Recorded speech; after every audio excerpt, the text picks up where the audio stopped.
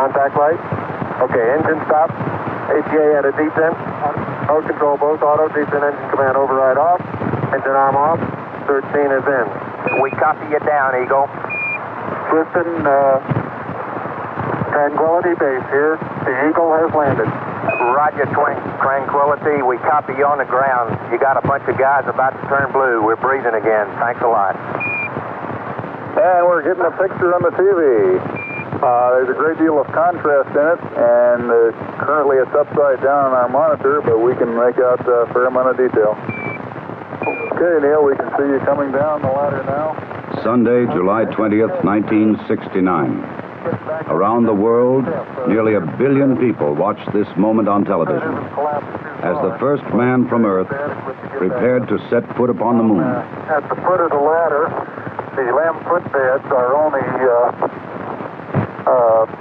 depressed in the surface about 1 or 2 inches, although the surface appears to be very, very fine-grained as you get close to it. It's almost like a powder. Roundness is very fine. I'm going to step off the LEM now. That's one small step for man, one giant leap for mankind. I believe that this nation should commit itself to achieving the goal before this decade is out of landing a man on the moon and returning him safely to the earth. All that we have accomplished in space, all that we may accomplish in days and years to come, we stand ready to share for the benefit of all mankind. As we explore the reaches of space, let us go to the new worlds together, not as new worlds to be conquered, but as a new adventure to be shared. Since the earliest time, man has imagined this moment, the moment when his fellow man would make the first journey to the moon. Now the time had come. In the 6th decade of the 20th century, the ancient dream was to become a reality.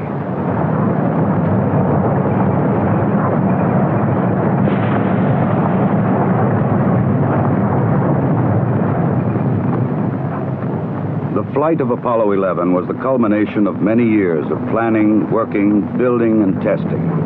Thousands of people had contributed toward this day of accomplishment. The great Saturn V rocket and the complex Apollo spacecraft had been assembled together and moved to the launch pad. The equipment and techniques and personnel had been proved in earlier missions, and now they were ready. The astronauts chosen for this mission had flown it many times in ground-based simulators. They had all been in space before. They had trained carefully and well, and now they too were ready. Astronaut Michael Collins would pilot the Apollo command module.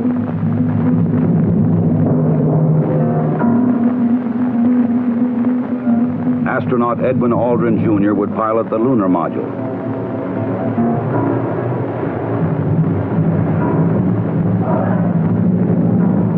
And astronaut Neil Armstrong would serve as mission commander. Armstrong would be the first man to step upon the moon.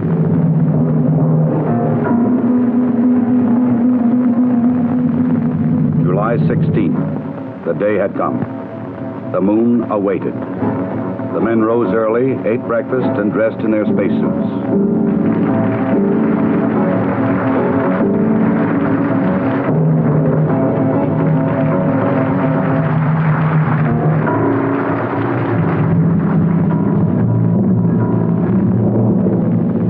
Other astronauts had made this journey to the launch pad, but never with such anticipation. 9:32 a.m., July 16th.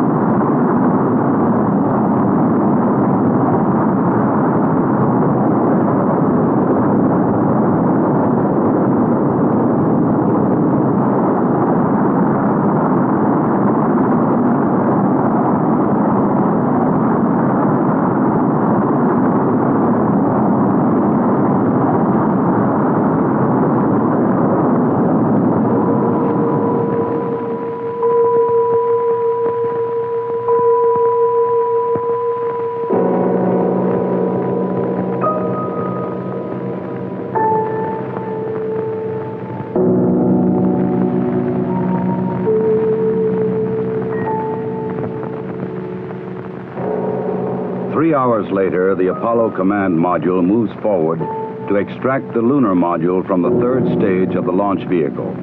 Both are moving at more than 17,000 miles an hour.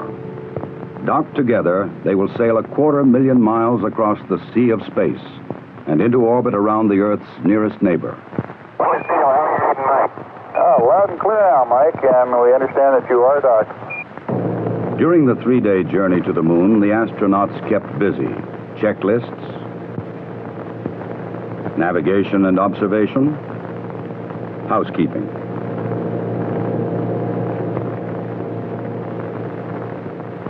They must work in a weightless environment, keeping their spacecraft and themselves in good condition. Data must be collected and reported. Experiments must be performed, including photography both inside and outside the spacecraft. Because of the film speed, these actions appear faster than they actually were.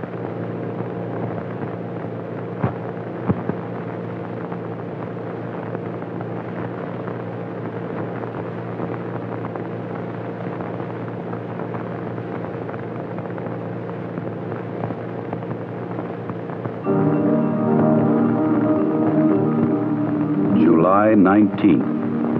Apollo 11 slows down and goes into orbit around the moon. The bright blue planet of Earth now lies 238,000 miles beyond the lunar horizon.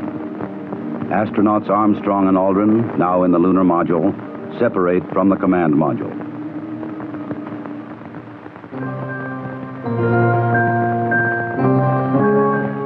Astronaut Collins remains behind. Preparation for the lunar module descent to the moon now begins.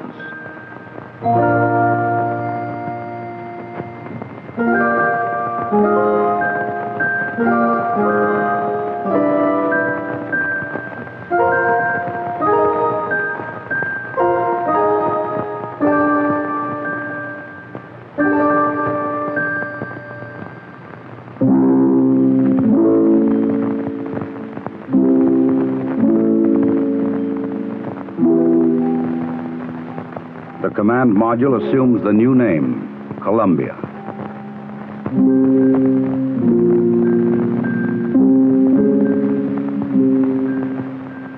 The lunar module will be called the Eagle. From Columbia, Michael Collins' camera sees bright rays of the sun reflecting patterns of color from the surface of the Eagle. In this strange metallic bird rides the ancient and endless dream of all mankind. The command pilot can see detail which his camera cannot record. The 4 landing pads of the lunar module are fully extended and locked in place. The Eagle is poised and prepared for its descent to the lunar surface.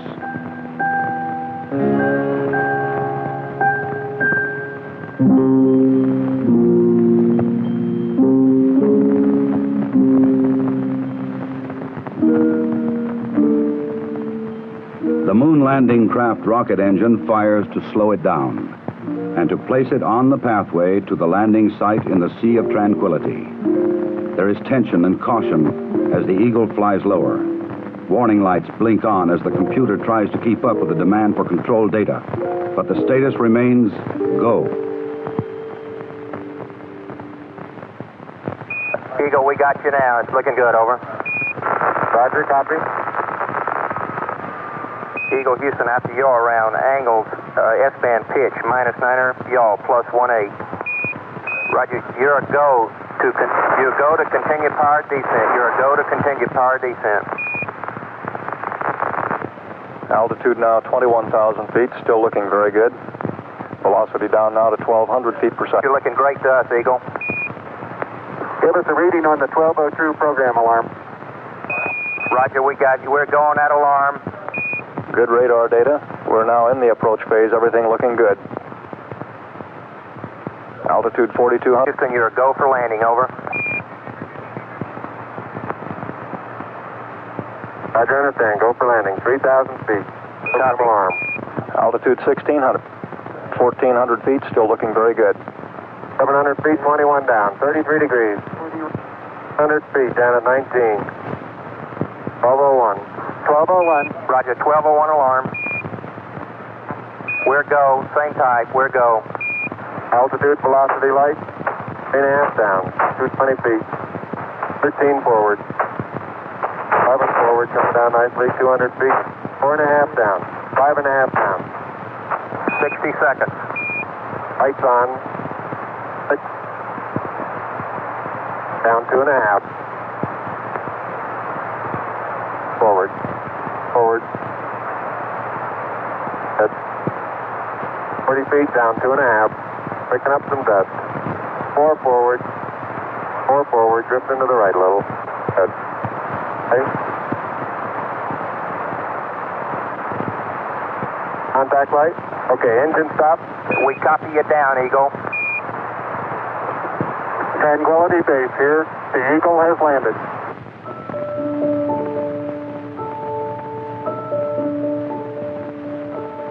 Through the window of the Eagle, Armstrong and Aldrin see what no human eyes have ever seen before. Their spacecraft casts a long shadow across the undisturbed dust of centuries.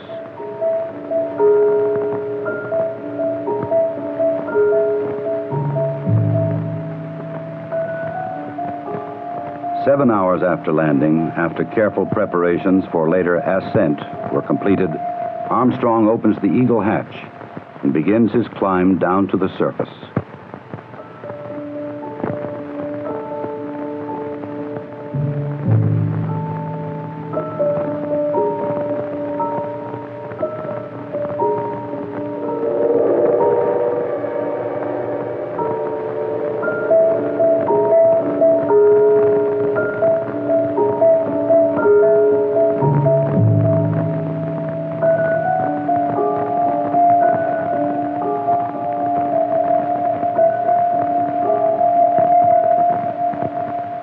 The first footsteps on this strange new world must be taken cautiously.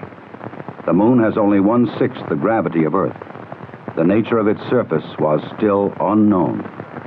I'm going to step off the limb now. That's one small step for man, one giant leap for mankind.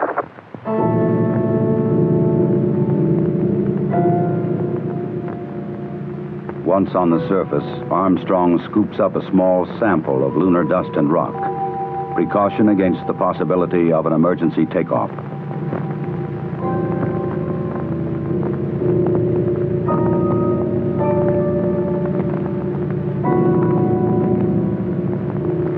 According to plan, astronaut Aldrin now descends from the Eagle.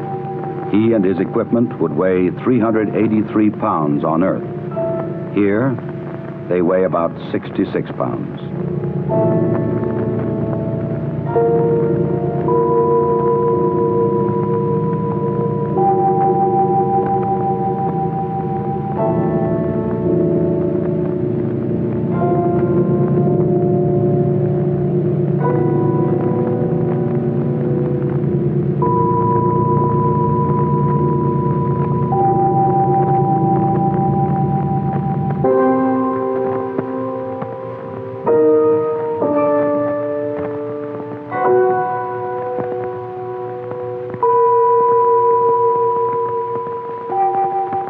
For a brief moment, the first men on the moon stand and look at the stark, lonely landscape around them, an experience which no one before them can share.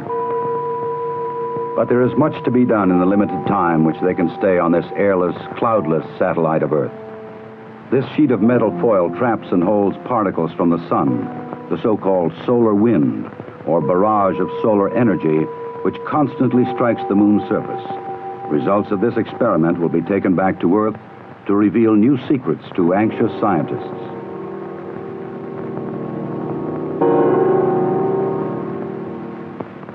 An American flag is left behind on the moon, together with medals honoring American and Soviet spacemen who lost their lives in earlier space tests, and a small disc carrying messages of goodwill from 73 nations on Earth.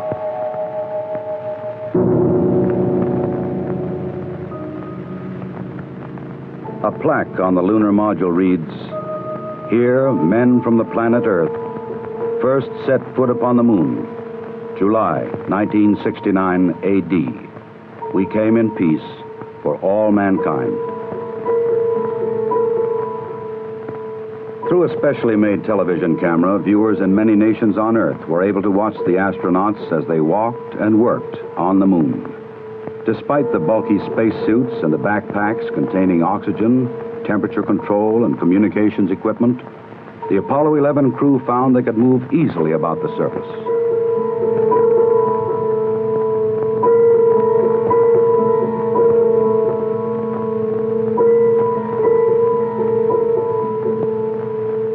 Because there is no wind or rain on the moon, these footprints will remain for centuries.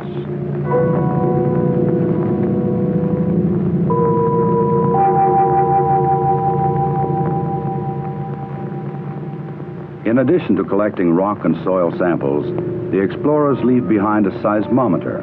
This highly sensitive device would send back valuable information on external meteoroid impacts, as well as internal lunar movements.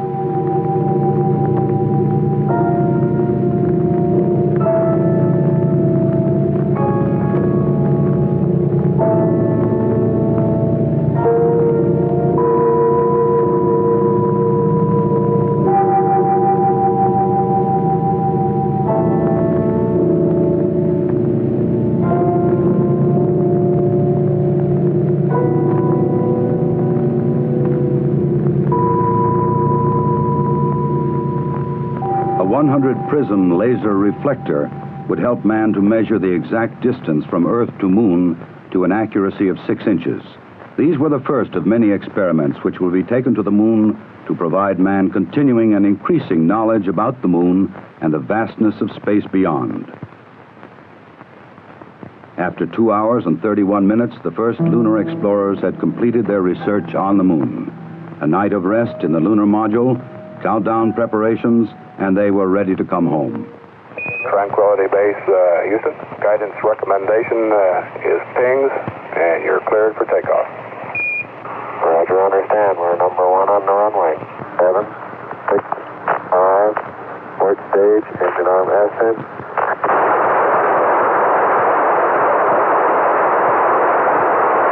Beautiful. Very smooth. Very quiet ride. There's that one crater on there.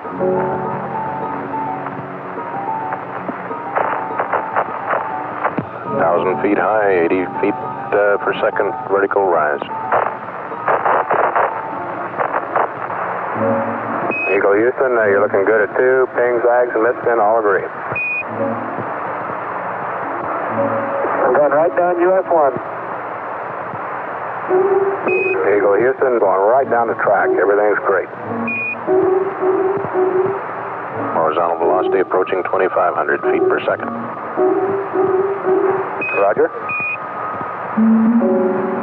Some 120 miles to go until insertion.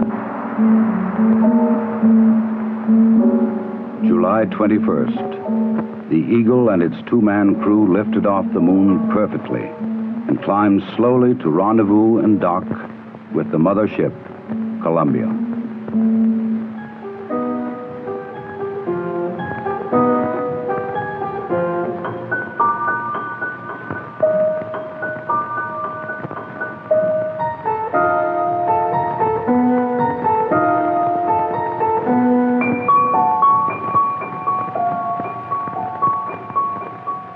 While Armstrong and Aldrin explored the Moon, astronaut Collins had kept a long and lonely vigil in the Columbia. The approaching Eagle was a welcome sight.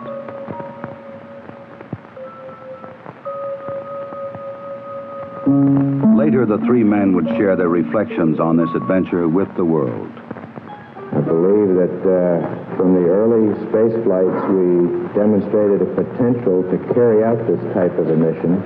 And again, it was a question of time until this would be accomplished. I think it's a technical triumph for this country to have said what it was going to do a number of years ago, and then, by golly, do it. The relative ease with which we were able to carry out our mission, which, of course, came after a very efficient and a logical sequence of flights, I think that this demonstrated that we were certainly on the right track when we took this commitment to go to the moon. I just see it as a beginning of a new age.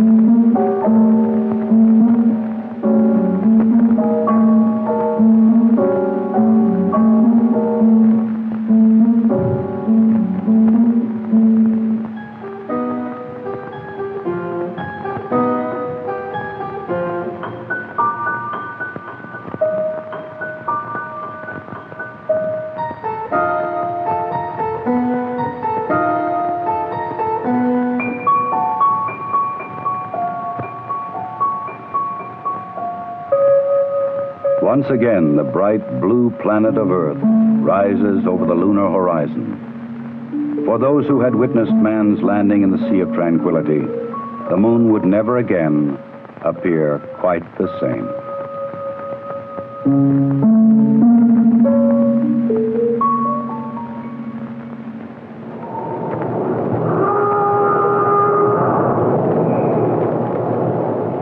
July 24th, dawn in the Pacific.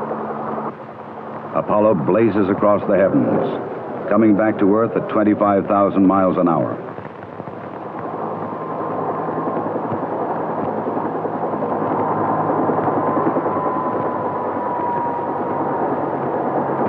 President Richard Nixon, who had talked with the astronauts by telephone while they were on the moon, was waiting aboard the recovery carrier to welcome the returning voyagers.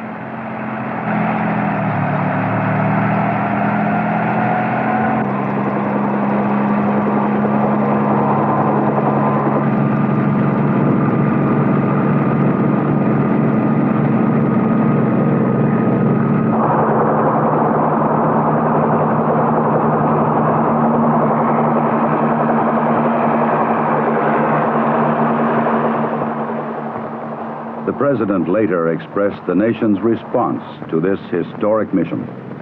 Some way, when those two Americans stepped on the moon, the people of this world were brought closer together.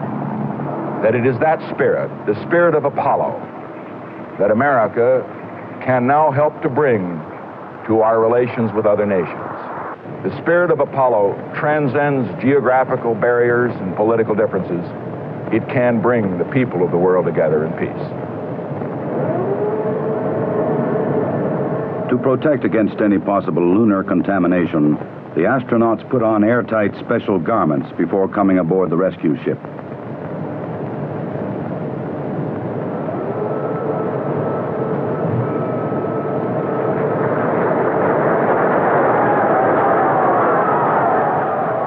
They transferred directly from the helicopter to a mobile quarantine van, in which they would be flown back to the Manned Spacecraft Center in Houston, Texas.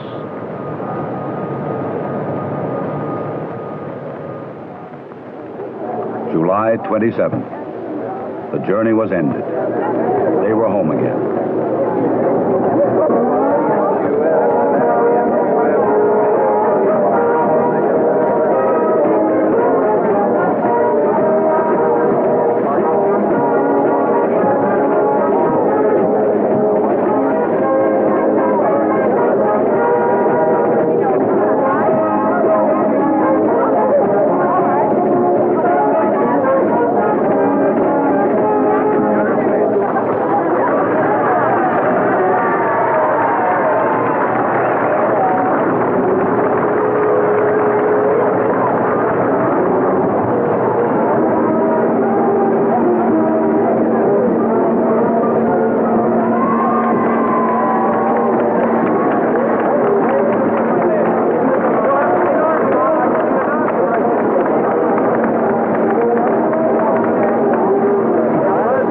Ahead lay 3 weeks of isolation, medical tests, and mission debriefings. Then visits to major cities of America and abroad. The details of their unique mission would be relived and remembered so that others might learn what they had learned, and that future travelers in space might build upon their experience.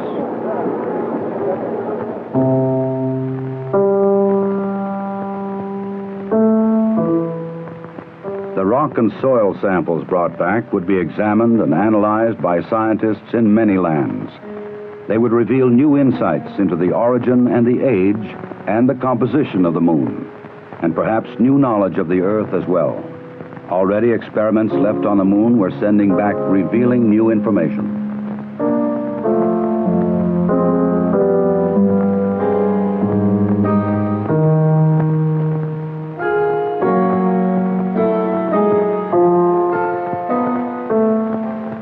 The mission was successfully completed. The Eagle had landed the first men on the moon, and Columbia had returned them safely to Earth. Wherever man journeys tomorrow across the ocean of our universe, history will remind him that Apollo 11 was mankind's first encounter with a new world.